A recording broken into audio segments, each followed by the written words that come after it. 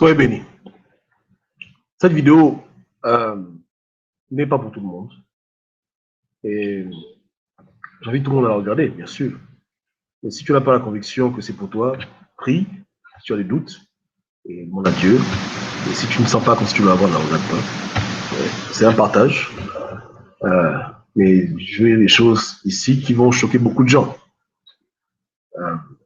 Pas que je veuille choquer les gens, mais c'est des choses qui me tiennent à cœur et que je pense qu'il peut être utile dans votre vie, dans votre marche, dans la compréhension des choses de Dieu. Mais c'est des choses qui ne sont pas forcément orthodoxes. Et je ne veux pas les disputes avec des pharisiens maintenant. Donc, si tu es dans des logiques très, très fermées, je te déconseillerais vraiment d'écouter cette vidéo. Je veux dire. OK. Pour le reste, soyez bienvenus et n'hésitez pas à poser vos questions. On est ensemble. Révélation sur le Saint-Esprit. Déjà, je commence pour but. Il n'y a pas de Saint-Esprit. En ceci que il n'y a pas un Saint-Esprit. Il y a plusieurs Saint-Esprits. Et ça, c'est une chose que beaucoup de gens ignorent. Ils ne savent pas qu'il y a plusieurs esprits saints de Dieu. L'exemple le plus simple pour comprendre ce phénomène, c'est lorsqu'on parle des serviteurs de Dieu. Vous connaissez tous ce que c'est un ange, n'est-ce pas? Un ange de Dieu, un ange qui est dans la présence de Dieu, c'est un esprit, parce que les anges sont des esprits. Et comme il est avec Dieu, il est saint, parce que le ciel, c'est pour les saints. OK? Donc, on peut dire qu'un ange, c'est aussi un Saint-Esprit. Maintenant, il y a deux catégories de Saint-Esprit. Il y a l'Esprit Saint qui appartient à Dieu lui-même et il y a l'Esprit Saint qui appartient à Dieu. Pour comprendre cette nuance, je vais donner une analogie simple. Imaginez-vous que je travaille dans une compagnie de voitures et je vends des voitures aux gens. OK? Maintenant, si quelqu'un vient cogner à ma porte et il demande à voir ma voiture, la question qu'on va se poser, c'est que quelle voiture veut-il voir? Veut-il voir la voiture que je roule moi-même ou est-ce qu'il veut voir une des voitures qui m'appartiennent mais que je ne roule pas et que je donne à ceux qui viennent avec de l'argent pour les acheter? Vous comprenez? Donc, le concept de Saint-Esprit doit être compris comme ça. Dieu lui-même a un esprit. Il a son propre esprit à lui-même. C'est ce qu'on appelle le Saint-Esprit avec un grand E, entre parenthèses. Et il y a des Saint-Esprits qui sont des esprits saints et qui servent Dieu. Maintenant, la difficulté, c'est que dans les Écritures, il faut être capable de reconnaître lorsque c'est l'Esprit de Dieu lui-même qui est là en train d'agir ou lorsque c'est un esprit de Dieu qui est saint qui agit. Et on verra plus tard dans la vidéo que pour nous, enfants de Dieu, lorsqu'on est de nouveau, qu'est-ce que l'on reçoit réellement? Vous comprenez? Et j'espère que vous allez comprendre que les choses ne sont pas exactement comme on l'imagine. Je vais lire un petit passage pour illustrer ce phénomène. C'est dans Révélation, chapitre 1 au verset 4. On dit: Jean, aux 7 églises qui sont en Asie, que la grâce et la paix vous soient données de la part de celui qui est, qui était et qui vient de la part de cet esprit. La part des 7 esprits qui sont devant le trône de Dieu. Les 7 esprits, donc, sont comme des esprits qui sont devant son trône. Mais il y a des passages qu'on lira plus tard où c'est clairement écrit que les 7 esprits de Dieu. Donc, les 7 esprits qui appartiennent à Dieu ou qui sont propres à Dieu. Il faudra faire la distinction. Maintenant, on va aller droit au but et on va revenir derrière. Lorsque un homme accepte le Christ dans sa vie, il reçoit l'Esprit de Dieu. Mais en réalité, il reçoit un esprit de Dieu. Comprenez? Il reçoit un esprit de Dieu. Un esprit que Dieu lui donne. Non pas l'esprit de Dieu lui-même, mais un esprit que Dieu a formé pour lui et qui va habiter en lui qui va maintenant le faire vivre spirituellement. Vous comprenez? Donc, quand tu es de nouveau, tu ne reçois pas l'esprit du Dieu Tout-Puissant, Créateur infini, tu reçois un esprit de lui. Voilà pourquoi on parle du Saint-Esprit de Dieu. Mais ce n'est pas le Saint-Esprit de Dieu lui-même. Parce que si tu reçois le Saint-Esprit de Dieu lui-même, tu deviens toi-même Dieu. Tu vois ce que je veux dire? Mais tu reçois l'esprit que Dieu t'a formé, t'a donné, le cadeau de Dieu, il te le donne. Vous comprenez? Le passage qui dit dans 1 Corinthiens, chapitre 14, verset 32, c'est écrit, c'est écrit, hein, les esprits des prophètes sont soumis aux prophètes. Donc là, on voit clairement que les prophètes ont des esprits. Non pas un seul esprit, mais des esprits. Et ces esprits-là leur sont soumis. Or, si tu reçois l'esprit du Dieu vivant, comment ce dernier va se soumettre à toi? Est-ce que c'est nous qui nous soumettons à Dieu ou c'est Dieu qui se soumet à nous? Vous comprenez? Dans l'esprit dont on parle dans les Écritures que les hommes reçoivent, ne peut pas être l'esprit de Dieu lui-même. Le seul homme sur terre qui avait l'esprit du Dieu vivant, c'était Jésus-Christ. Il était Dieu. Il avait l'esprit de Dieu, au sens propre du terme. Mais nous avons des esprits de Dieu. Mais dans les Écritures, peu de gens étaient au courant de ce phénomène et il y a l'amalgame. Les endroits où on aurait dû écrire l'esprit de Dieu, avec petit s, petit e, on écrit esprit de Dieu comme si c'était l'esprit de Dieu lui-même qui était là. Vous comprenez?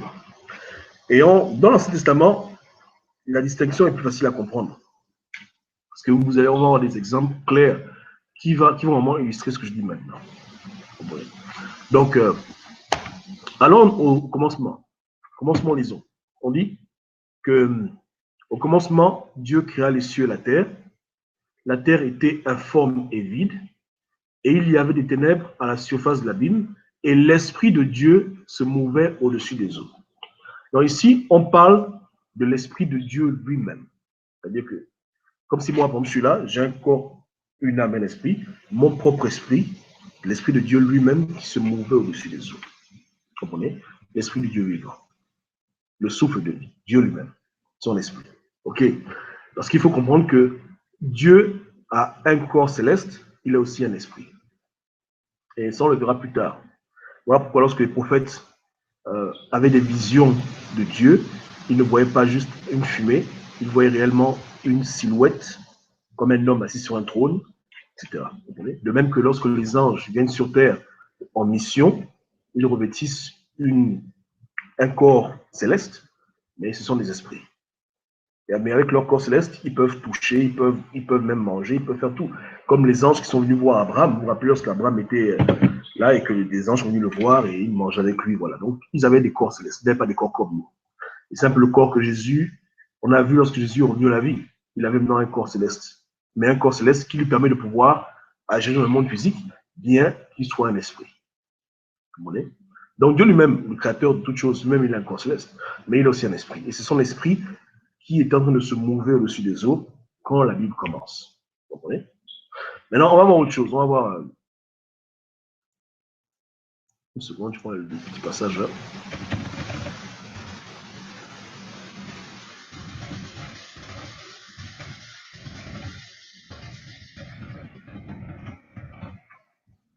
Donc, si vous avez vos Bibles, vous pouvez ouvrir Exode 31-33.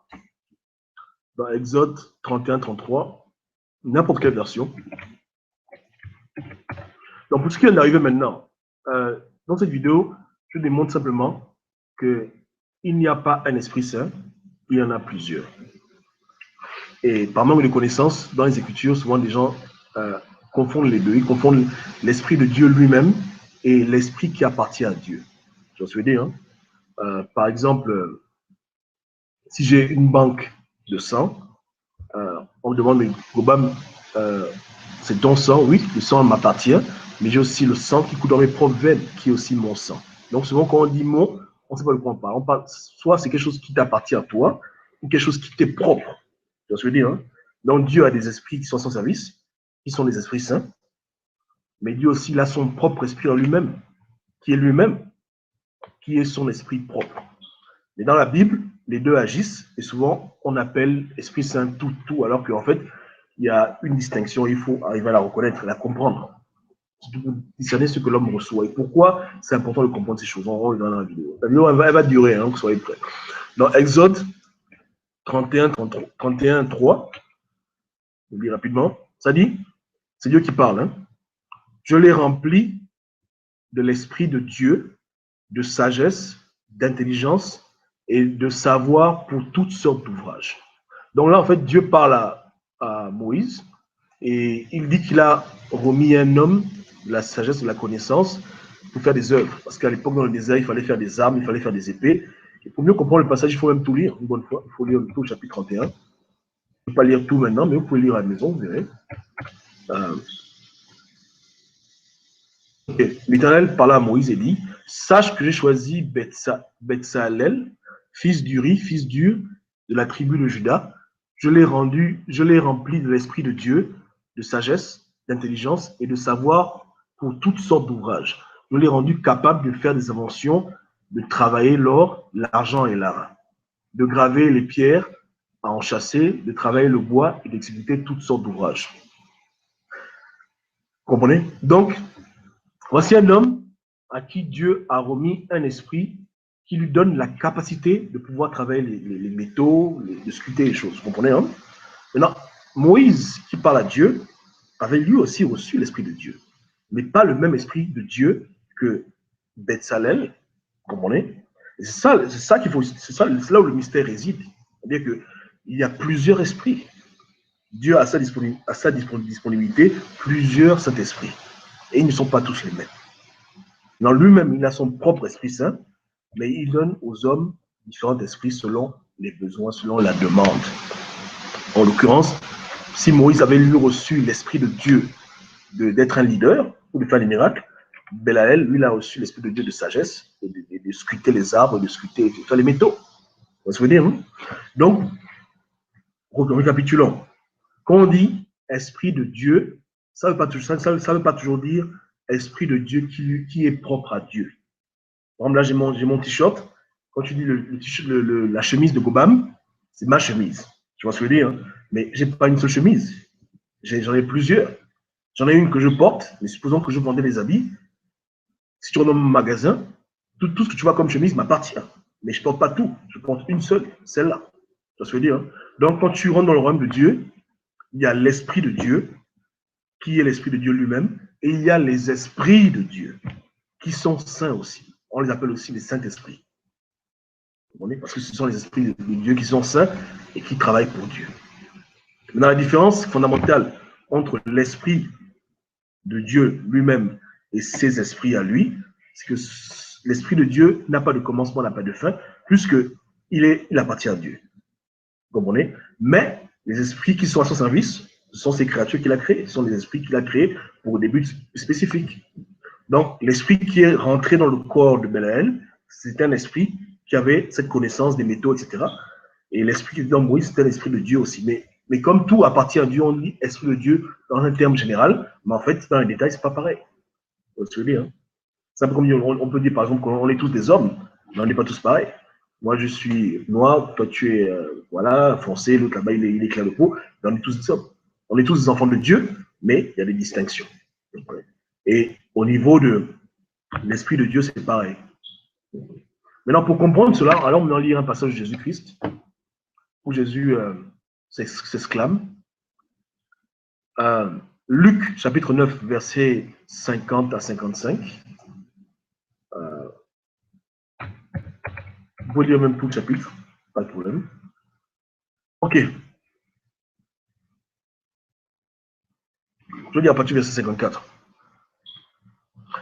Ok, non, je vais lire au 50. Ne l'empêchez pas, lui répondit Jésus, car quiconque n'est pas contre vous est pour vous. Lorsque le temps où il devait être enlevé du monde approcha, Jésus prit la résolution de se rendre à Jérusalem. Et il envoie devant lui des messagers qui se mirent en route et entrèrent dans un bourg de Samaritains où il préparait un logement.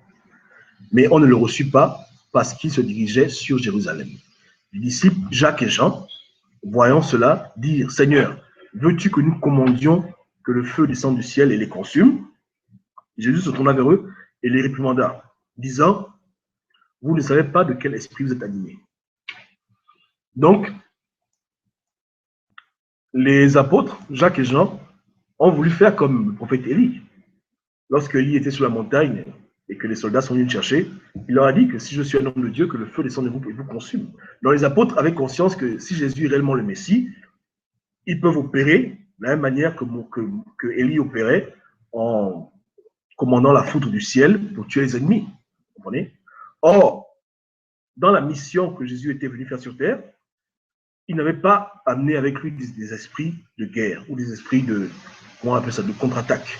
Il était venu avec simplement l'ambition de sauver l'humanité et non pas de les juger maintenant. Donc, les esprits qui sont d'habitude prêts à dégainer quand le prophète de Dieu réclame, ces esprits-là n'étaient pas en eux. Dans les mots, Jacques et Jean voulaient opérer d'une manière qui n'était plus appropriée à l'époque. Et Jésus leur a demandé que ne faites pas ça. Que l'esprit que vous avez en vous maintenant n'a pas été formé pour ce genre de choses. Il a été formé pour faire d'autres travail, prêcher l'évangile, faire des miracles, mais pas pour tuer les gens qui refusent de vous écouter. Vous comprenez? Parce que chaque esprit a un rôle spécifique. Par exemple, les anges. Les anges, il y a des anges qui vont au combat. On le voit comme Michel et puis Gabriel, qui sont venus se battre pour que Daniel reçoive le message. Vous comprenez?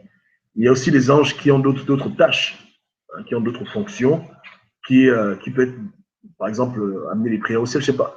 Donc, chaque esprit que Dieu a créé a un but. Parce que Dieu est un Dieu il est méthodique, il a, voilà. Lorsque Samson a reçu son Esprit Saint, c'était un esprit de force. Donc, c'était un esprit qui avait cette capacité à soulever les gens, à taper les gens, etc. Là, c'était par rapport à l'époque, vous comprenez? Les apôtres, eux, n'avaient pas reçu son esprit. Mais tous les esprits-là appartiennent à Dieu. C'est comme des esprits. Chaque esprit a un rôle et Dieu le donne aux hommes selon les fonctions, selon le besoin et selon ce qu'il faut. Vous voyez? Donc, c'est ça qu'il faut comprendre. Maintenant, que se passe-t-il lorsqu'un homme est de nouveau? Donc, mettez au ceinture. Ce n'est pas un hasard que nous soyons à l'image de Dieu. Mais il n'y a pas que Dieu dont nous ressemblions. Un exemple simple. Lorsque on parle dans le livre d'Actes qu'il y avait une femme qui avait le don de prophétiser par l'esprit du diable, du moins par le serpent, et on dit qu'elle avait sur elle un esprit de python, on précise bien python, les apôtres qui avaient le don de Dieu pouvaient voir en esprit ce qui se passait. Donc Paul a vu qu'elle a un esprit de python sur elle, que les gens ne voyaient pas, invisible, mais lui voyait. Et si elle avait l'esprit de python, parce qu'il y avait un python qui l'habitait réellement, c'est-à-dire que la forme de l'esprit spirituel, c'est la forme d'un python, vous comprenez? Et le python existe sur le plan physique. Quand tu vois un chien, tu sais que c'est un chien. Quand tu vois un python, tu sais que c'est un python. Parce que donc, l'esprit, c'est pareil. L'esprit reflète ce que la personne est. L'esprit est réellement l'image invisible du corps physique. Donc, l'esprit d'un chien ressemble à un chien. L'esprit d'un chat ressemble à un chat. L'esprit d'un loup ressemble à un loup. Mais l'esprit de l'homme ressemble à l'homme. En esprit, l'homme ressemble à un homme. L'esprit d'un homme ressemble à un homme. C'est-à-dire que l'homme, même si ce n'est pas physique dans la chair, mais il a une tête, des pieds, etc. Donc, ton esprit te ressemble réellement. Et quand on voit un peu les esprits qui sont à la ressemblance des hommes, on se rend compte qu'il y a une catégorie d'esprits saints qui est réellement la copie de l'homme. Les esprits saints, ce sont les archanges, qui sont des esprits saints. Ce sont des esprits de Dieu qui sont saints. Donc, vous comprenez, c'est vraiment très simple. Donc, les archanges sont comme des hommes. C'est-à-dire qu'ils ont les apparences physiques humaines. Voilà pourquoi lorsque Gabriel est apparu à Daniel, Daniel appelle Gabriel l'homme. Il n'a pas dit que j'ai vu une créature comme un lion, machin. Il a dit j'ai vu l'homme Gabriel. C'est-à-dire que s'il fallait décrire Gabriel sur le plan physique, avec ce qu'on connaît de la nature, Gabriel est un homme. Vraiment. Donc quand il se matérialise, il a un corps céleste qui est un corps semblable à l'homme. Vous comprenez? Maintenant, pourquoi est-ce que ces anges-là, Gabriel, Michel, ont des apparences humaines? Pourquoi c'est comme ça? La réponse est très simple. Parce que l'esprit de l'homme, l'esprit de Dieu, c'est un ange. Voilà ce qui se passe. C'est-à-dire que si ton esprit que tu as, que tu reçois, que tu nais de nouveau, c'est un esprit angélique. C'est un Saint-Esprit de Dieu. Est-ce que vous comprenez le truc?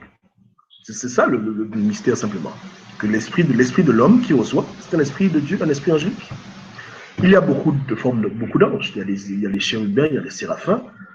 Dans Ézéchiel, chapitre 1, et tu vois aussi chapitre 8, je crois. Mais surtout chapitre 1, Ézéchiel, sur le fleuve Kéda, il voit dans le ciel des chérubins. Il les décrit. Il voit des êtres qui ont 6 ailes, une tête de lion, une tête d'homme, une tête d'animaux, etc. Vous comprenez, hein?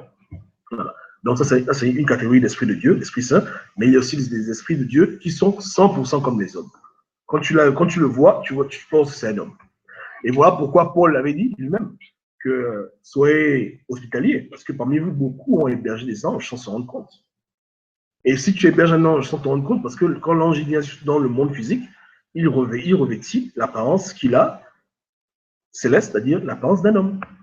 Tu vois ce que je veux dire, hein? Donc, l'esprit que Dieu nous donne, c'est un esprit angélique. En un mot, Dieu restaure en nous l'esprit qu'on a perdu à cause du péché, notre véritable nature. Voilà pourquoi Jésus-Christ, dans la parole du semeur, que lui, il est venu semer les enfants du royaume, et que le diable aussi est venu semer. On va revenir au diable après. Donc, Dieu, lui, sème ses enfants. Il prend l'esprit du ciel, il les met dans les hommes. Vous comprenez? Ces hommes-là, maintenant, naissent de nouveau. Ici, ils deviennent des créatures nouvelles, des nouvelles créatures, qui ne sont plus juste charnelles, mais qui sont aussi spirituelles. Et malheureusement, le diable fait pareil. Mais on verra pour le diable plus tard. Donc, maintenant, je vais lire un autre passage qui va vraiment illustrer cela. Une seconde. Ah non, avant que je dise ce passage, on va parler de quelque chose. Ok. Comme vous le savez, Adam et Ève, et dans le jardin, il y avait effectivement l'arbre de la vie et l'arbre de la connaissance du bien et du mal. Dieu n'avait pas interdit l'homme de manger l'arbre de la vie. Par contre, Dieu avait dit à l'homme de ne pas manger l'arbre de la connaissance du bien et du mal. Vous comprenez? Parce que s'il le mange, il mourra. Vous connaissez tous ces histoires, tu vois? Maintenant, posez-vous la question. Qu'est-ce que ces deux arbres-là faisaient dans le jardin? Est-ce que Dieu mange? Non. Vous comprenez? Mais si ces arbres-là ont des propriétés qui affectent l'homme et qui peuvent le rendre immortel ou qui peuvent lui donner la connaissance, c'est que ces arbres-là étaient faits pour l'homme. Sauf que le temps n'était pas arrivé pour eux de les manger. Mais si ces arbres-là étaient là, parce qu'ils étaient utiles, puisque Adam et Ève les cultivaient. Et quand on cultive les fruits, on les cueille. Donc, à qui cela servait? Voilà ce que je pense. Je pense que c'était un moyen par lequel Dieu élevait les hommes au rang de divinité, pas de divinité, mais qui les élevait au rang d'esprit. C'est-à-dire que si tu étais un homme qui t'aimait bien, tu viens dans le jardin, tu manges l'arbre de la vie, tu ne meurs plus, tu manges l'arbre de la connaissance, tu deviens un ange, et puis tu vas au ciel. Donc c'était comme un espèce de moyen pour pouvoir faire transposer des créatures du plan physique au plan spirituel. Et voilà pourquoi Dieu a bloqué le chemin du jardin, parce qu'il ne voulait pas que les hommes accèdent à son royaume comme ça. C'est-à-dire avec déjà un esprit tordu, et puis après il devait immortel, il ne voulait pas ça. Parce qu'il n'avait pas suivi le programme. Le programme était simplement qu'un jour, Adam et Ève mangent l'arbre, avec l'aide de Dieu, Dieu les guide, ensuite ils mangent l'autre arbre, et puis c'est fini. Ils sont dans le royaume de Dieu, et puis ils ne sont plus sur terre. Vous comprenez? Donc c'était comme un passage par lequel un homme pouvait accéder au royaume de Dieu et devenir et être parmi les enfants de Dieu. Et quand on parle de Job, on dit que Dieu était là avec ses enfants, on parle réellement des anges, mais pour moi, ce sont des anges qui sont devenus des anges, c'est-à-dire des anges qui ont reçu l'esprit d'adoption, c'est-à-dire que Dieu les a fait passer par ce chemin et ils sont venus parmi lui. Parce que avant qu'on ne parle de Job, Dieu n'appelle pas quelqu'un son enfant. Mais Jésus dit qu'on est ses enfants, etc. Donc, il y a des similitudes. Donc, si Dieu appelle les anges ses enfants, et Dieu nous appelle nous ses enfants, parce qu'on a le même esprit. Donc, on a le même esprit, c'est enfant, c'est enfant. Dieu n'a jamais appelé un chérubin son enfant, bien un séraphin. Mais s'il appelle ces gens qui étaient dans Job 1, on dit que Dieu était là et les enfants de Dieu étaient parmi lui, étaient autour de lui, c'est ça. Maintenant, la raison pour laquelle les anges sont compatibles avec les hommes, justement parce qu'ils ont ce lien ensemble. Un exemple simple. Si aujourd'hui, par exemple, Dieu m'élève, il m'élève et je mange le fruit, je deviens immortel, je mange le fruit de la connaissance, je suis différent maintenant. OK? Maintenant, si je repars en arrière et que je recommence encore à me comporter comme un mortel, ça crée des problèmes. Ça crée des abominations. Et voilà pourquoi les anges qui étaient aux portes, les gardiens, ont péché. Parce qu'ils sont repartis à leurs anciennes habitudes. C'est-à-dire qu'ils étaient d'abord des hommes qui avaient des familles. Et ensuite, ils ont encore ressenti encore le besoin. Quand ils ont vu des femmes, ils n'ont pas pu résister à l'attention, ils sont partis tomber. Parce que si l'ange a été créé différemment de l'homme, quand un ange voit une femme, il ne va pas avoir des mauvaises pensées. Il n'aura pas une érection parce qu'il y avait une femme. Et pourquoi ces anges-là en particulier ont été tentés par la beauté des femmes? Vous comprenez, hein? La seule explication, c'est que c'était des hommes qui ont été, que Dieu a fait évoluer au rang d'ange. Un peu comme Enoch, que Dieu avait enlevé. Et quand Dieu t'enlève de ce monde, il t'envoie dans le monde des anges, tu as là-bas, il n'y a pas le McDo. Donc Dieu est obligé de te modifier pour que tu puisses être parmi tes nouveaux frères. Maintenant, si Enoch au ciel remarque qu'il y a une fille qu'il aimait bien sur terre, et il la voit, elle est très belle parce qu'il sait ce que c'est la beauté puisqu'il est un homme. Il va être tenté de repartir sur terre et puis il dit, bon, voilà, chérie, comment tu vas? Et il pêche contre Dieu. Alors que parce que lorsque tu évolues comme ça, Dieu ne veut pas que tu repartes en arrière. Je veux dire, le fait de repartir encore dans le monde des hommes et tomber dans les passions, Dieu ne voulait pas ça. Et voilà pourquoi peut-être Dieu les a enchaînés, Dieu les appuie, parce qu'ils sont tombés dans le péché. Sinon, aujourd'hui, ce phénomène se passera encore. C'est-à-dire que l'ange Michel viendrait et puis il verrait une femme. Mais pourquoi? Vous comprenez, hein? Donc, il y a ces enfants de Dieu en particulier étaient vraiment des hommes que Dieu a élevés au rang d'ange, etc. Mais ils ont eu des regrets de leur ancienne vie, peut-être.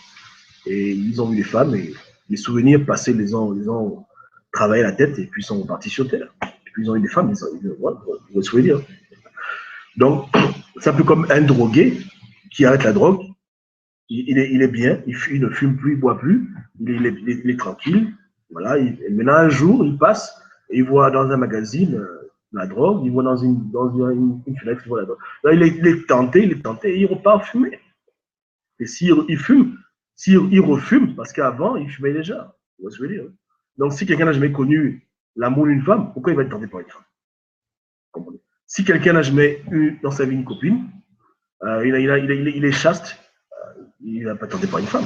Mais c'est les gens qui ont souvent, dans le passé, forniqué. Quand ils voient une femme ou un homme, les pensées peuvent revenir. Vous voyez ce que je veux dire? Donc, les récidivistes, c'est vraiment les récidivistes. Et ces anges-là qui ont eu des enfants avec des femmes, pour moi, c'était des hommes que Dieu a élevé au rang d'anges. Ils ont eu un corps céleste, mais ils ont pris leur corps céleste pour aller faire des bêtises. Et c'est ça que Dieu n'a pas aimé. Parce que le corps céleste est différent. Le corps céleste n'est pas comme le corps physique, il a des propriétés différentes. Il ne meurt pas, il est vraiment différent.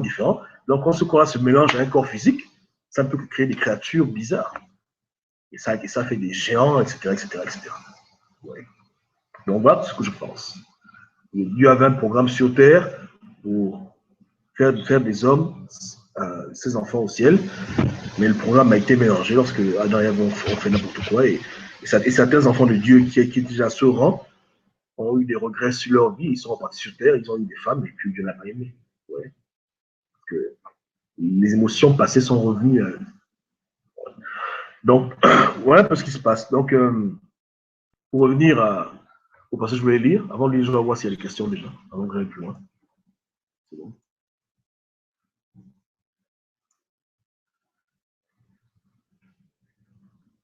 Je vais voir s'il y a...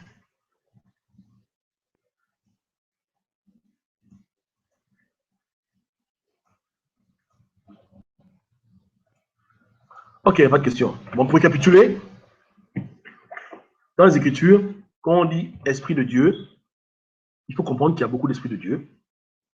L'Esprit de Dieu qui lui est propre, l'Esprit de Dieu qu'il a créé et qu'il utilise.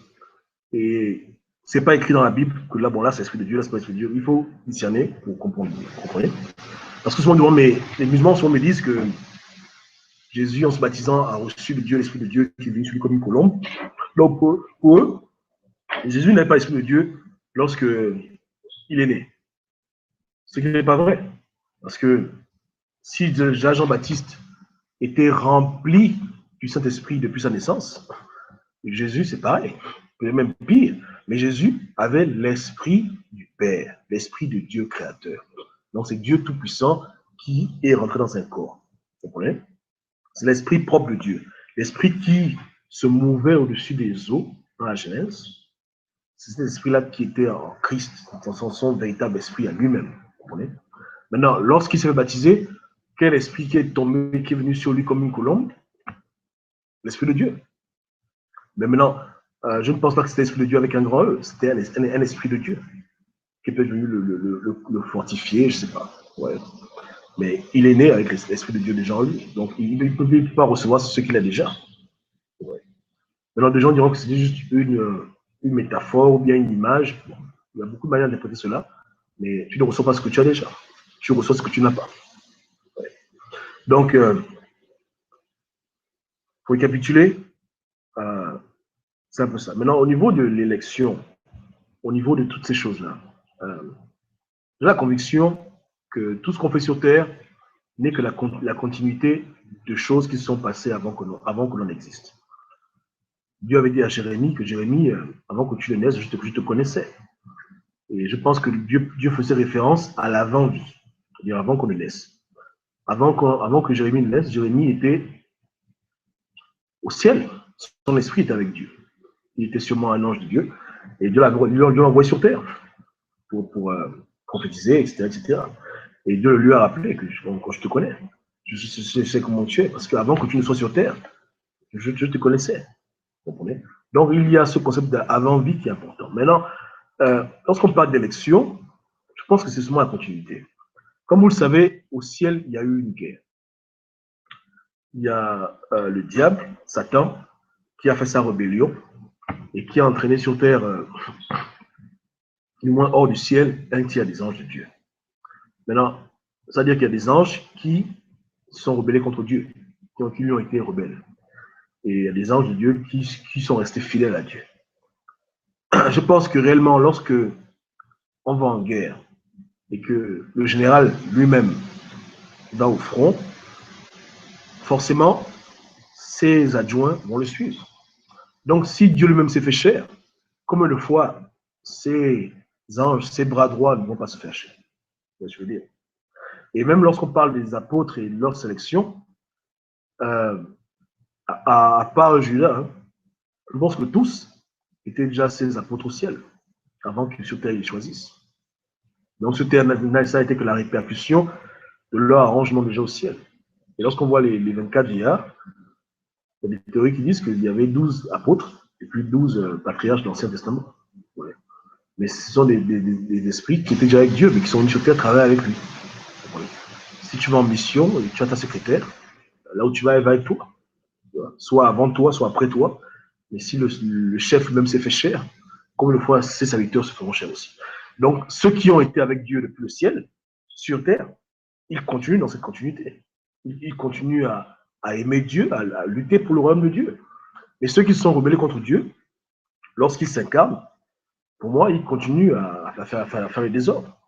C'est pour ça qu'on dit que l'antéchrist, ce sera simplement le diable dans le corps d'un homme. Donc le diable va se faire chair. Il sera parmi nous en chair et en os. Et il va agir, accompagné de son prophète et de tous les gens, tous les anges déchus incarnés qui, depuis le ciel, ont été rebelles à Dieu. Ça continue. Le combat continue. Et lui, c'est simplement quelqu'un qui, depuis le ciel, était ami de Dieu. C'est tout. Quelqu'un qui a lutté pour Dieu, qui s'est rangé du côté de Dieu depuis toujours. Donc, quand il va naître, s'il aime Dieu, il va continuer à aimer Dieu. S'il était pour la justice, il va continuer à aimer la justice. Jusqu'au bout. Jusqu'au bout, jusqu'au bout. La question clé, c'est que est-ce que c'est le cas pour tout le monde? C'est ça que je ne sais pas. Je ne sais pas si tout le monde réellement a une avant-vie, mais je pense bien que oui, probablement. Mais ça encore, je ne sais pas. Parce que déjà sur Terre, tout le monde n'est pas humain. Comme vous le savez, il y a des néphilim. Les néphilim, ce sont des créatures que Dieu n'a pas désirées. C'est l'union entre un enfant de Dieu élevé, un ange, et une femme humaine. Donc, ils sont au milieu. Ça possède l'enfant d'un ange déchu, comme le diable. Voilà. Donc, il y a une multitude d'hommes. Mais moi, je parle des hommes réellement que Dieu a semés, des vrais enfants de Dieu. Je pense que c'est l'esprit qui les anime, l'esprit de Dieu. Donc, en un mot, quand tu es de nouveau, tu retrouves ta nature spirituelle que tu avais avant que tu ne naisses. C'est-à-dire la nature angélique que tu avais perdue à cause du péché, à cause de la chair, parce que la chair est bousillée. Et comme elle est corrompue, elle ne peut plus accueillir en toi l'Esprit de Dieu. Donc, tu nais dans le péché, tu nais dans l'obscurité. Mais quand Dieu te redonne ton esprit, c'est un peu comme qu'il a soufflé dans la narine d'Adam et tu retrouves la vie parce que l'Esprit de Dieu revient en toi. Maintenant, l'Esprit de Dieu qui t'anime, c'est l'Esprit de Dieu que Dieu a créé pour toi, que Dieu a fait pour toi depuis le commencement du temps. Tu vois ce que je veux dire? Voilà pourquoi tu as une relation particulière avec lui qui n'est pas la même avec tout le monde. Comme disait l'apôtre Paul, ne péchez pas contre l'Esprit de Dieu parce que sinon il va vous détruire. Donc, tu vois, c'est réellement un Esprit de Dieu, mais l'Esprit de Dieu à toi. Et s'il t'est soumis, si tu as un don, parce que c'est le tien, Dieu n'est pas ta marionnette. Donc, l'esprit de Dieu vivant ne peut pas être soumis à un homme. Vous comprenez? C'est comme si nous, on devient des dieux sur Dieu. C'est pas possible. Mais l'esprit qui nous est soumis, c'est notre esprit à nous, à nous-mêmes. C'est notre esprit à nous-mêmes. L'esprit que Dieu nous a donné, l'ange de Dieu. Maintenant, Jésus a dit une phrase. C'est-à-dire que dans l'Écriture, on dit que Jésus a dit que les anges de Dieu, les anges des enfants contemplent la face de Dieu. Et pourquoi Jésus a dit ça? Pourquoi Jésus a dit clairement que les enfants ont des anges? Les anges sont des esprits, et par là, il nous montre que les enfants ont des anges. Et pas que c'est les anges qui tournent autour d'eux, non, du cycle, les petits gardiens, non, non. C'est leur propre esprit. C'est-à-dire que l'esprit d'un enfant, c'est un ange. Vous comprenez? Maintenant, quand on grandit, la chair vient et il y a une séparation entre notre esprit et nous parce qu'on meurt. Et mourir simplement, c'est lorsque l'esprit se détache de nous à cause du péché.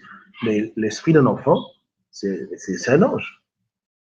Mais la manière à laquelle c'est dit, on peut penser que l'enfant a un esprit et que l'ange aussi, c'est un autre esprit qui protège l'enfant. Non.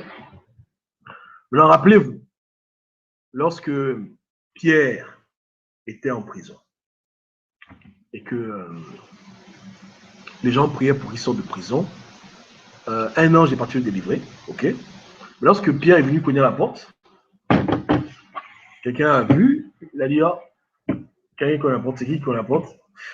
C'est Pierre, non, c'est pas Pierre, c'est sûrement son ange. Pourquoi ils ont dit ça? Parce que dans la culture de l'époque, on savait que l'ange d'une personne lui ressemble complètement. Mais ce que les gens n'avaient pas trop compris, c'est que l'ange d'une personne, c'est son esprit. C'est son esprit à lui. C'est pas comme si c'est son esprit propre. Voilà pourquoi il le ressemble. Vous voyez ce que je veux dire? En lisant le passage.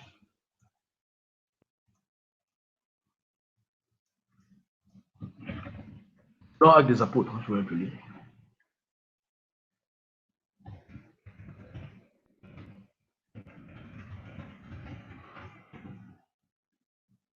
Non, c'est dans Actes chapitre 12. Hein. Je vais chercher le verset là. Quel verset?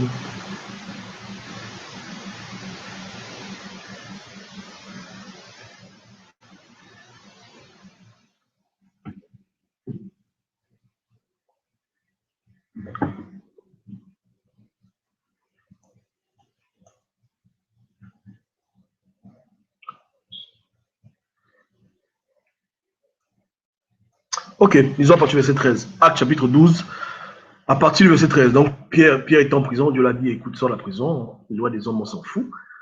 Tu es mon serviteur, je te sors de prison. Ensuite, il a dit, il frappa à la porte du vestibule et une servante nommée Rhode s'approcha pour écouter. Elle reconnut la voix de Pierre et dans sa joie, au lieu d'ouvrir, elle courut annoncer que Pierre était devant la porte. Ils lui dirent, c'est les apôtres qui parlent, tu es folle, mais elle affirma que la chose était ainsi. Et ils dirent, c'est pas une seule personne, c'est eux tous qui ont dit, c'est son ange. Cependant, Pierre continue à frapper. Donc, pourquoi les apôtres ont dit que, écoute, tu as vu un homme qui parle là et qui ressemble à Pierre, sa voix, c'est son ange, c'est pas lui-même. Parce que les apôtres savaient que l'ange d'une personne ressemble à la personne. Et la raison pour laquelle l'ange d'une personne ressemble à la personne, parce que l'ange d'une personne, c'est son esprit. C'est l'esprit de la personne. Vous comprenez? C'est le souffle de Dieu, c'est l'esprit de la personne. C'est la même personne, c'est son esprit. Vous comprenez? Donc, ton esprit te ressemble. Et ton esprit, c'est ton ange. C'est quelque chose qui n'est pas de ce monde. Parce que le corps vient du sol. Vous comprenez? Le corps, c'est tout ce qui est là, machin. Le corps, c'est ça. Et c'est la terre, c'est organique. Les origines du corps sont terrestres. Mais l'esprit est céleste. L'esprit est créé par Dieu et Dieu te l'envoie. Vous comprenez? Et quand tu nais, c'est ça. Maintenant, quand on a automatiquement notre esprit, l'esprit de Dieu. Mais à cause du péché, il y a une séparation entre notre nature spirituelle et notre âme. Ce qui fait qu'on meurt spirituellement, vous comprenez? Mais lorsqu'on vient à Christ, Jésus-Christ nous redonne cet esprit qu'on a perdu. Et voilà pourquoi les apôtres ont dit, les apôtres, c'est pas n'importe qui. S'ils ont dit son nom, parce qu'ils savaient, ils connaissaient ses mystères. Regarde, c'est son ange, c'est son ange. Pas un fantôme, mais c'est son ange. Voilà pourquoi, quand il parle, il le ressemble, parce que c'est son ange à lui. Donc, lorsque Jésus faisait allusion aux enfants dont les anges voient la face de Dieu continuellement, il parlait simplement de l'esprit des enfants. Là, pour les enfants sont des anges, parce qu'ils sont tellement purs que leur esprit contemple Dieu en permanence. Ouais. Donc, c'est un peu ça. Je vois s'il y a des questions et puis je continue.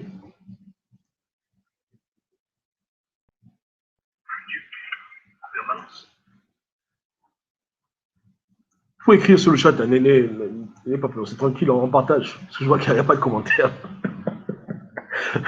vous pouvez écrire, c'est tranquille. Si quelqu'un a une question, posez la question. Comme j'ai tout dit, quand une chose est vraie, elle doit se soumettre à toutes les interrogations, toutes les questions, tout le test de vérité. Vous voyez. Nous, on n'est pas sur une chaîne ici où on dit des choses et puis on fuit. Quand on apporte des révélations, des partages, on doit être prêt à les défendre et à expliquer. Et c'est important que les gens posent des questions pour qu'on puisse justement éclaircir ces choses, etc. Ouais. Donc, il faut soumettre toute vérité au test des Écritures, au test de l'esprit, etc. Donc, posez vos questions.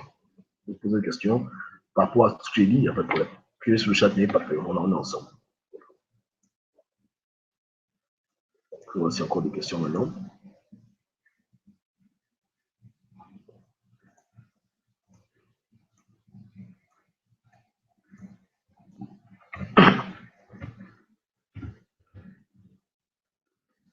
Ok, maintenant, on va reparler du Saint-Esprit. Dans l'esprit de Jésus lui-même, son esprit propre, nous dit c'est l'esprit de Dieu avec un grand D. Ça, c'est l'esprit de Dieu qui est propre à lui. Ouais. Puisque l'esprit qui est en toi, c'est l'enfant de l'esprit de Dieu, là maintenant, on a un sujet encore plus complexe. La question se pose. Que se passe-t-il réellement? D'où est-ce qu'il vient? Dans ce monde, à part quelques rares exceptions, comme les escargots, il y a toujours un père et une mère. C'est courant. Un enfant, un papa, une maman, même s'il y a le courage, etc. Mais à la base, la vie, c'est comme ça. Ouais, il y a le père et la mère. Okay. La question que je pose souvent aux gens, c'est que on dit souvent que Jésus est le deuxième Adam, mais est-ce que c'est seulement Adam qui a péché? Est-ce que c'est juste Adam qui a mangé le fruit? Est-ce que c'est juste lui qui est le problème? Ma nièce qui pleure. Une seconde.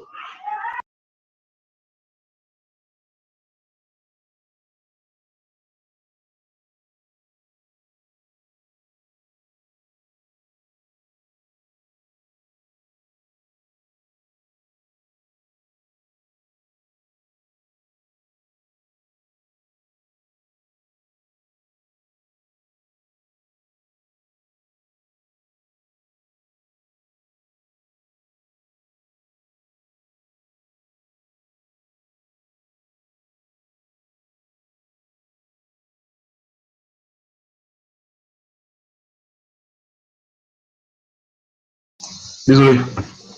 Donc, je disais que, à part les escargots, tout ce qu'il y a sur Terre, mâle, femelle, vous comprenez? Et ce n'est pas un hasard. Il y a un mystère derrière ça que Dieu veut faire comprendre. Vous voyez ce que je veux dire? Il y a un mystère derrière ça qui va nous faire découvrir une nature de Dieu que peu de gens connaissent. Et pour revenir là-dedans, il n'y a pas qu'Adam qui a péché. Et même, Adam n'était même pas le premier à avoir pris l'arbre et le mettre à la bouche. Vous voyez ce que je veux dire? C'est Ève qui a pris le fruit en premier, qui a goûté, qui a donné à son mari. Vous comprenez? Mais les Écritures nous parlent juste d'un deuxième Adam. Mais il y a un problème, il y a quelque chose qui manque. Si Jésus-Christ est le deuxième Adam, où est la deuxième Ève? Parce que lorsqu'une faute est commise à plusieurs, c'est plusieurs qui doivent la réparer. Vous voyez ce que je veux dire? Que si une femme pêche, un homme pêche, c'est pas seulement l'homme qui est coupable, les deux sont coupables. La preuve, les deux sont morts. Et donc, s'il y a réparation, il faut qu'il y ait réparation des deux côtés, pas juste l'homme. Et de surcroît, c'est même pas l'homme qui a commencé le problème. Je ne suis pas contre les femmes, hein, juste que c'est la femme qui a commencé à pécher en premier. Ok, donc, il y a un problème. Où est Ève numéro 2, qui, elle aussi, doit venir réparer l'erreur de Ève? Abraham était le père d'une multitude dans la foi. Mais les Écritures nous font savoir que Sarah aussi, Dieu a donné à Sarah ce rôle aussi de mère. Et attends, je vais lire le passage, vous allez voir vous-même. Ce n'est pas juste Abraham qui était père nation, c'est aussi Sarah.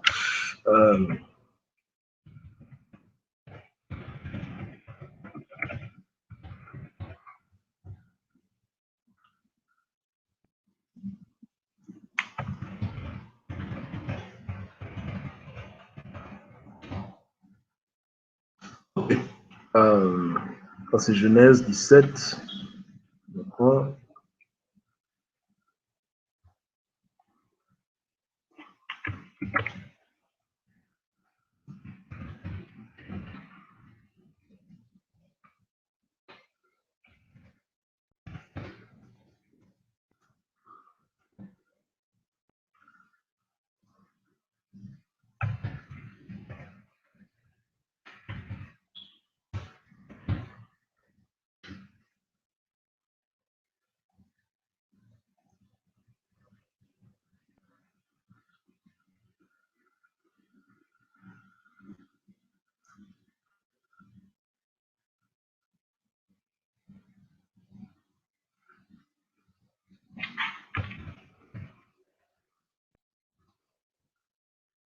Ok, verset 15.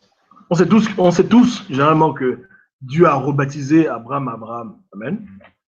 Mais souvent, on oublie de lire le verset 15 qui dit tu donneras plus à Sarai, ta femme, le nom de Sarai, mais son nom sera Sarah.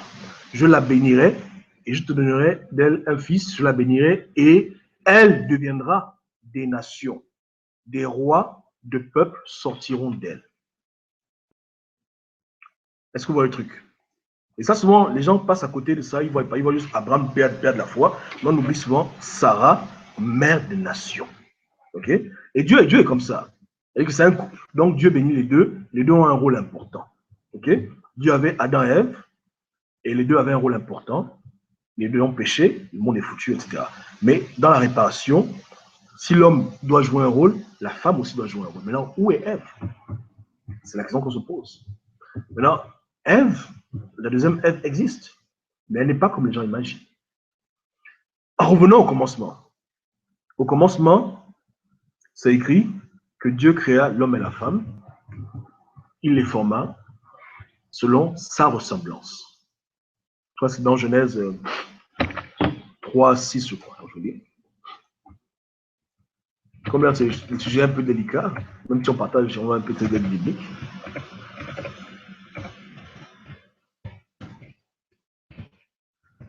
Ça se coupe, je reviendrai, parce que souvent ma connexion a des problèmes. Dans Genèse 1, 6, je crois.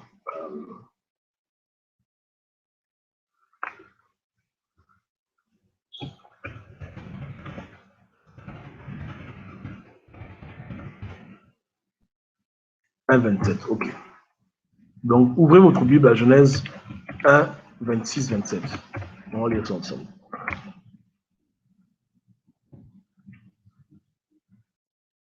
Ok, c'est écrit, une seconde.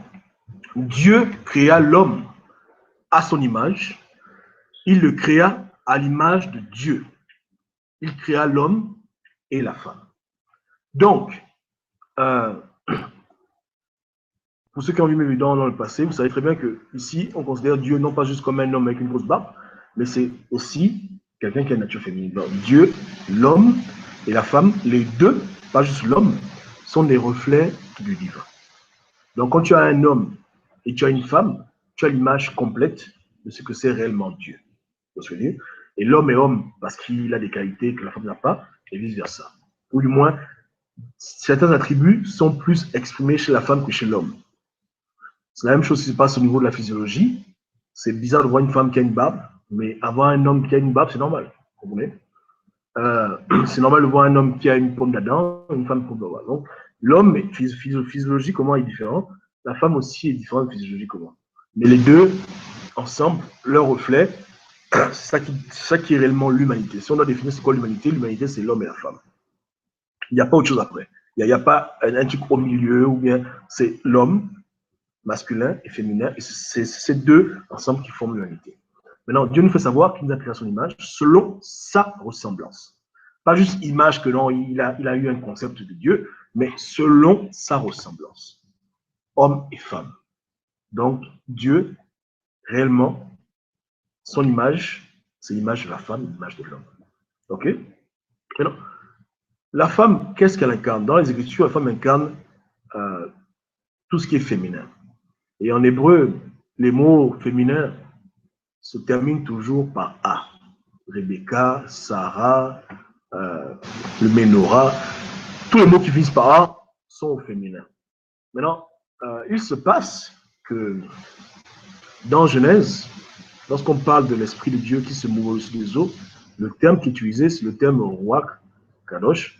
Et Ruach, c'est le souffle en hébreu, c'est aussi l'esprit, et c'est un terme qui est féminin. Vous comprenez? Le père, c'est masculin, mais Ruach, c'est féminin. Donc, qu'est-ce que je suis en train de dire par là? Je dis que l'Esprit de Dieu, avec un grand D, a une nature féminine. Et voilà pourquoi lorsque Dieu parle, l'Esprit de Dieu obéit et elle accomplit. Regarde un peu comme la manière à laquelle Jésus-Christ parle de l'Esprit Saint dans le Nouveau Testament. Il parle de l'Esprit Saint comme quelqu'un qui ne parle pas de son propre chef, mais qui répète fidèlement ce que Jésus-Christ disait. Il parle de l'Esprit Saint comme quelqu'un qui veille sur l'Église. Il parle de l'Esprit Saint comme quelqu'un qui donne la vie, quelqu'un qui fait naître de nouveau. Parce que Jésus, pas de nouveau. Jésus, bon, il le fait, oui, mais il dit que on est de l'Esprit. Donc, c'est l'Esprit de Dieu invisible qui donne la vie spirituelle. Vous comprenez? Donc, si vous voulez, l'Esprit Saint a ce rôle féminin qui consiste à faire naître des enfants à Dieu. Les anges ne viennent pas de nulle part. Les anges sont les enfants de Dieu, en ceci que c'est lorsque Dieu et l'Esprit de Dieu, lorsque Dieu et son Esprit ensemble créent des esprits, ça crée des anges. Donc, si tu veux, comment expliquer ça d'une manière simple, sans que les gens crient blasphème? Je ne dis pas que Dieu a des rapports sexuels, hein, pas du tout. Je dis juste que son esprit a ce rôle de création. Elle a un rôle créatif. Maintenant, une femme peut faire des hommes et des femmes. Je ne dis pas que l'esprit que nous, on a cet esprit d'un ange-femme, etc. Non, juste que l'esprit de Dieu, qui joue ce rôle dans la nouvelle alliance de donner la vie, il le fait avec Dieu. Adam et Ève ont fait des enfants ensemble. Ils ont eu Seth, ils ont eu Caïn, ils ont Abel. Maintenant, dans la nouvelle alliance, Jésus et son épouse, l'Esprit de Dieu, son propre esprit à lui-même, sa femme, si on peut dire ainsi, il crée des enfants. Vous voyez ce que je veux dire? Donc Jésus sème la parole, l'Esprit de Dieu recouvre un homme et automatiquement, un esprit rentre dans l'homme, esprit angélique. Vous voyez ce que je veux dire? Bon, je vois s'il n'y a pas de questions, parce que là, on a des choses compliquées. Là. Donc, voir s'il n'y a pas de questions, pour pas que j'aille pas trop loin dedans.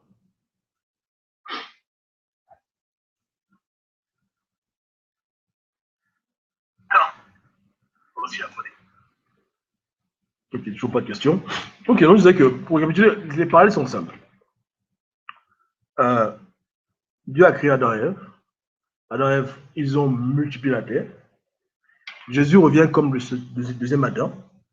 Et grâce à Jésus-Christ, nous naissons de nouveau, nous recevons notre esprit. Ok. Maintenant, un homme ne fait pas les enfants seul, il faut toujours une femme. Et l'esprit de Dieu invisible, qui donne la vie et qui a donné la vie même au corps de Jésus, C'est cet esprit-là avec qui Jésus travaille et qui fait que les gens naissent de nouveau. Vous comprenez? Et quand vous voyez même les attributs de l'Esprit de Dieu,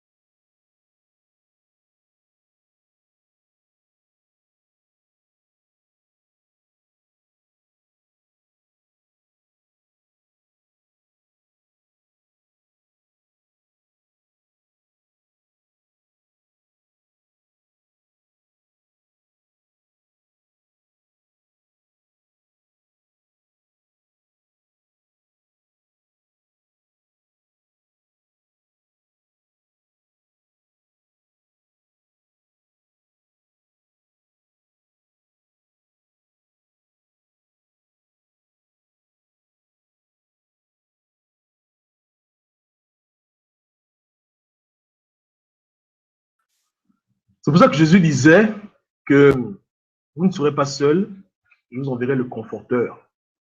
Et on sait tous que dans une famille normale, hein, c'est les femmes qui ont plus ce rôle de conforter quelqu'un.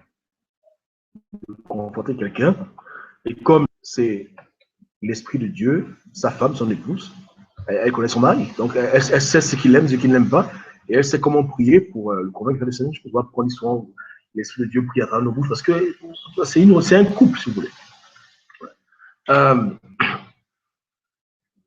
je n'en connais pas pour ça.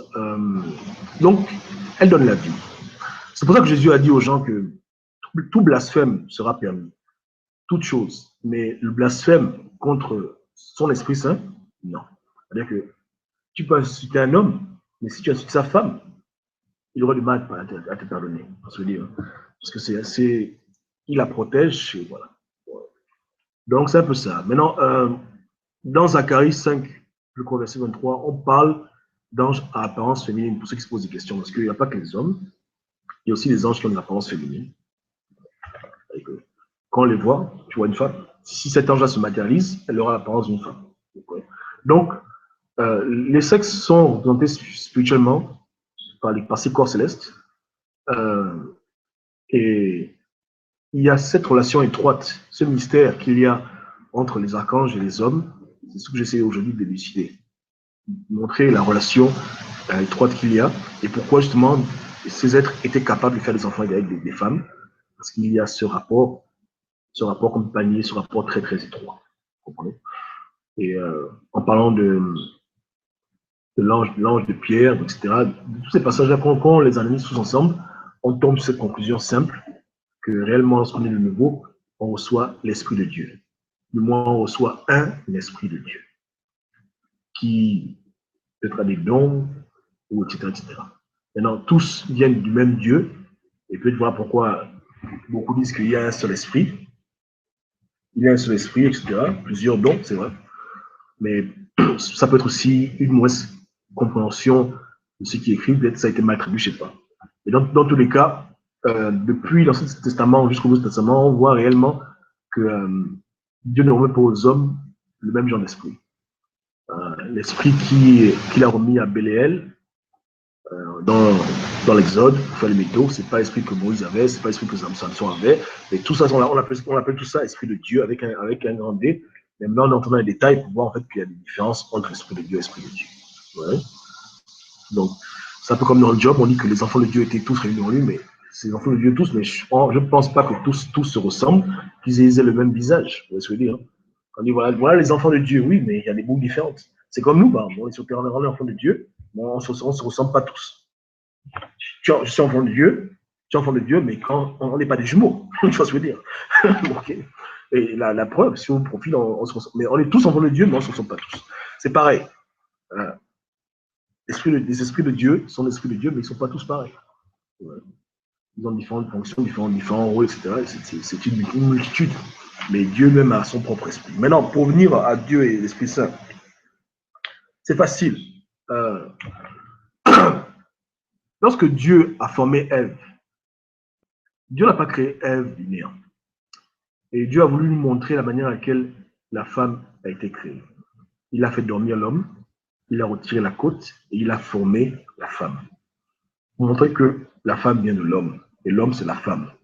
Même si ces deux êtres peuvent paraître différents en apparence, ils ont la même origine et au départ, ils formaient seulement un seul bloc. Vous comprenez? C'est pareil.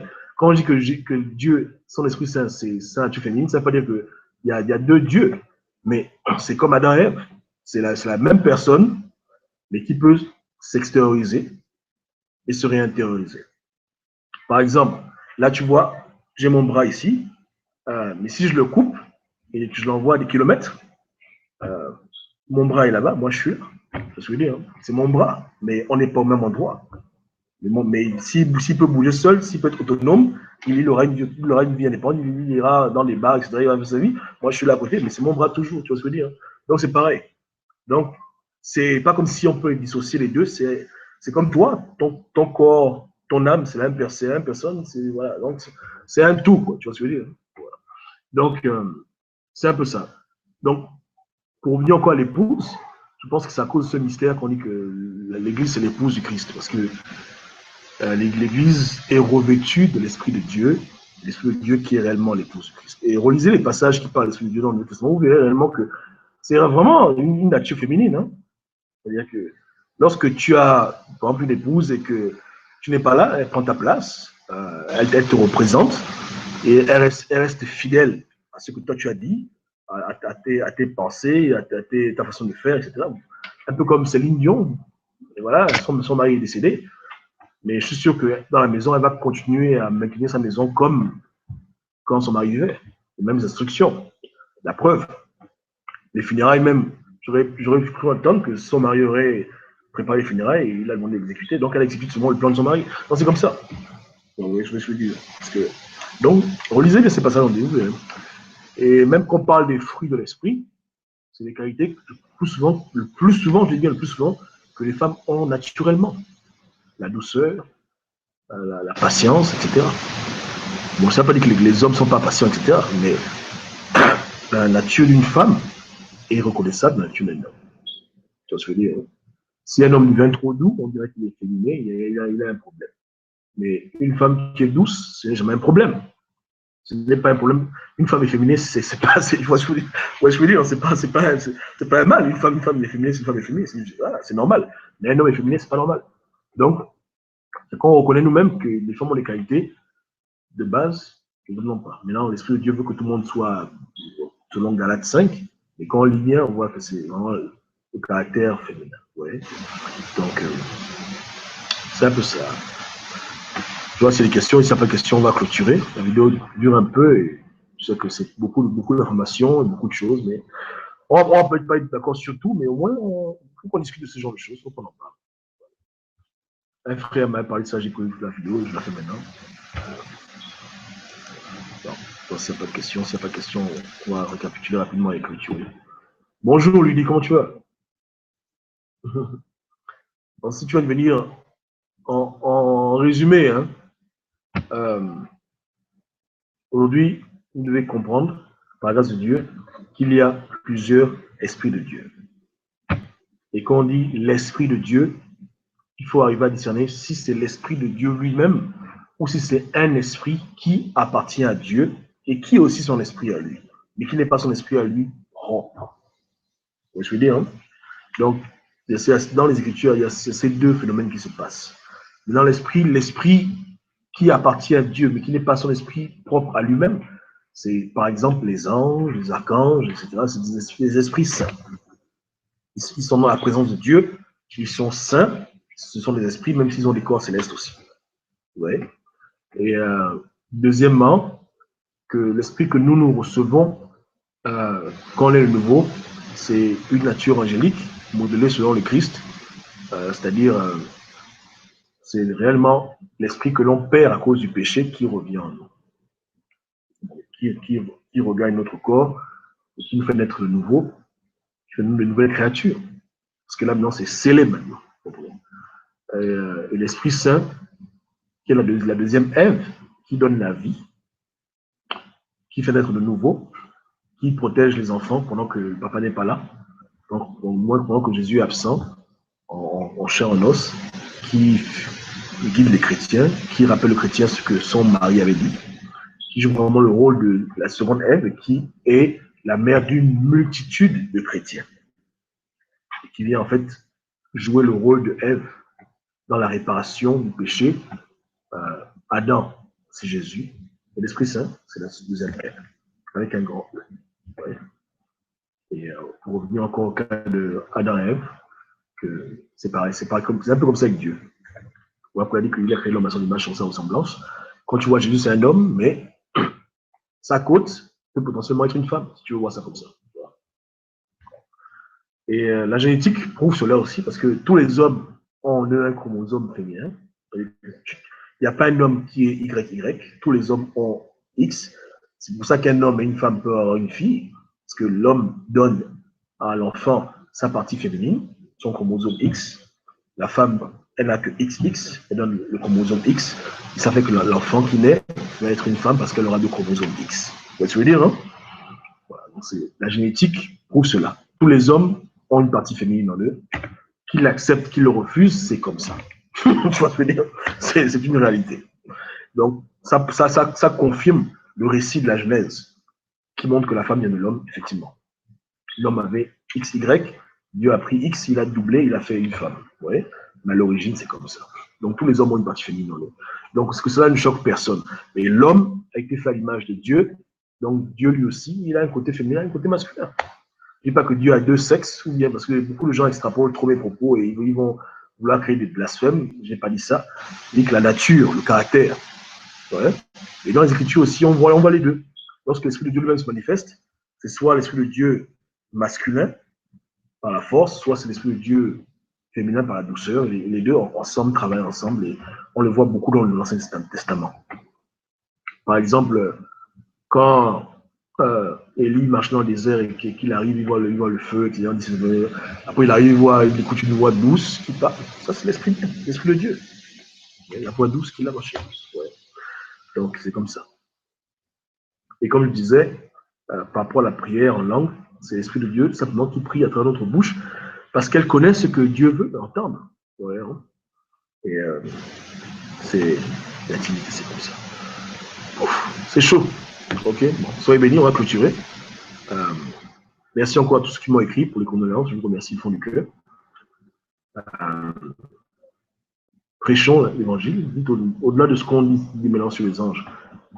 Continuons toujours à prier pour nos parents, prier à Christ, parce que c'est une grande joie quand quelqu'un meurt en Christ. Quand il meurt sans Jésus, c'est très très triste. Donc prions, évangélisons autour de nous, parce que la vie est courte. La vie est très courte. On est là aujourd'hui, demain on n'est plus là.